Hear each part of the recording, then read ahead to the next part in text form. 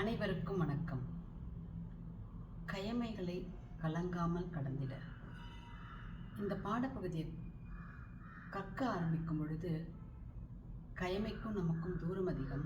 எனினும் பிறருடைய கயமைகளால் ஏற்படக்கூடிய சரிவுகளிலிருந்து நம்மை சுதாரித்து கொள்ள இந்த பாடப்பகுதி உதவும் என்ற மனநிலையிலேயே ஆரம்பித்தேன். ஆனால் இந்த பாடப்பகுதியில் கற்ற தலைப்புகளும் அதற்கு கீழ் கற்ற திருக்குறள்களும் என்னை உள்நோக்கி பயணப்பட செய்தது. நம்முடைய சொற்கள், செயல்கள், உணர்வுகளால் ஏற்படக்கூடிய கயமைகள் அப்படிங்கிற தலைப்புக்கு கீழே படிக்கும் பொழுது புறங்கூறாமை, நாம் அறிந்தது தான் சரி என்று கூறும் தன்மை, பணம் மற்றும் பதவிகளால் ஏற்படக்கூடிய உணர்வு நிலை மாற்றங்கள், பாசத்தினுள் இருக்கக்கூடிய உட்பகை, பெருமை பேசும் சிறுமைத்தனம், கூடா ஒழுக்கம் என கைமைத்தனங்களுக்கு அடிப்படையாக அமையக்கூடிய அனைத்து அம்சங்களையும் தெளிவாக உணர முடிந்தது.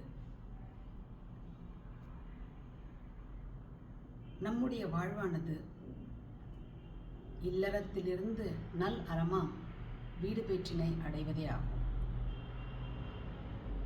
இந்த பயணத்தில் ஒவ்வொரு நாளும் ஒவ்வொரு வினாடியும் நம்மை நாம் மேம்படுத்தி கொண்டே இருக்க வேண்டிய அவசியத்திலும் கட்டாயத்திலும் இருந்து கொண்டுதான் இருக்கிறோம். திருக்குறளை கற்கும் பொழுது கற்க கற்க ஒவ்வொரு நாளும் நான் உணர்ந்த விஷயமானது, திருக்குறளானது நம்மை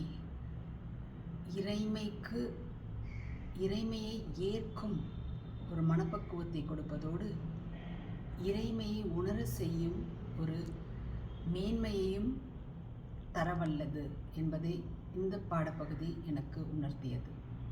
என்னை மேன்மேலும் மேம்படுத்தி கொண்டிருக்கும் தெய்வ திருக்குறளுக்கும் அதற்கான வழியாக அமைந்திருக்கும் ITS நிறுவனத்திற்கும் என்னுடைய மனமார்ந்த நன்றிகள்.